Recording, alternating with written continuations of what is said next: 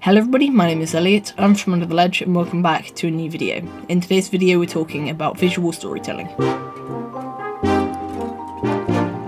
Visual storytelling is an important factor when it comes to telling your story through the medium of film. Instead of going down the lazy route and using voiceover or narration to tell your story, try telling your story visually. For example, in Alfred Hitchcock's film Vertigo, we see John, an ex-police officer, chasing somebody up some stairs.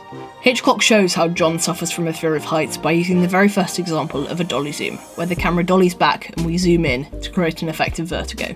Now, how effective would the scene have been if we just had John say, "Stop, I'm scared of heights"? But this is just an example of a camera effect. There are plenty of visual storytelling examples where we see what's happening. For example, in BBC's Sherlock, we see Sherlock shooting his gun at the wall to show that he is bored. We could very easily just have Sherlock say that he's bored, or tell the viewer through narration, but would that really be as creative? It's the classic saying, "a show don't tell," or "a picture is worth 1,000 words." Well, that's true, but it depends what the picture is. For example, if I showed you this shot, you would have no idea what's going on. But if I showed you this shot, it uses visual storytelling, so you could probably write a whole paragraph about what's going on.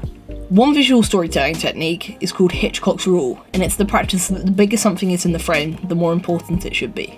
For example, in this shot from The Martian, we see Mark Watney growing food on Mars for the first time, and we emphasise how important this is by using a close-up of the plant.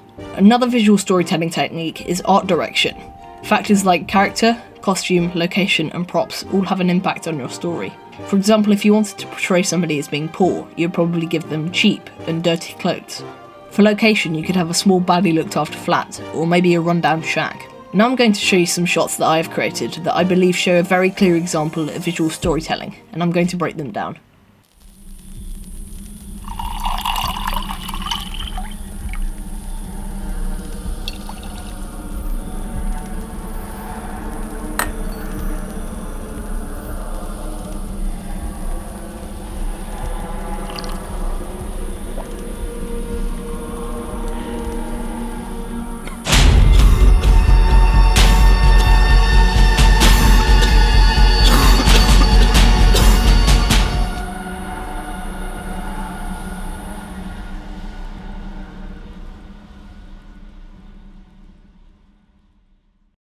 Okay, so in this shot we see a waiter poisoning somebody's drink.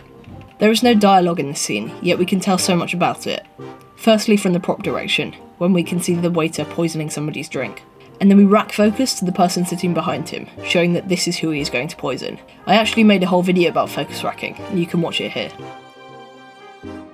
So in this shot we see the man pick up his drink and take a sip, and we emphasise how important this is by the use of an extreme close-up, practising Hitchcock's rule.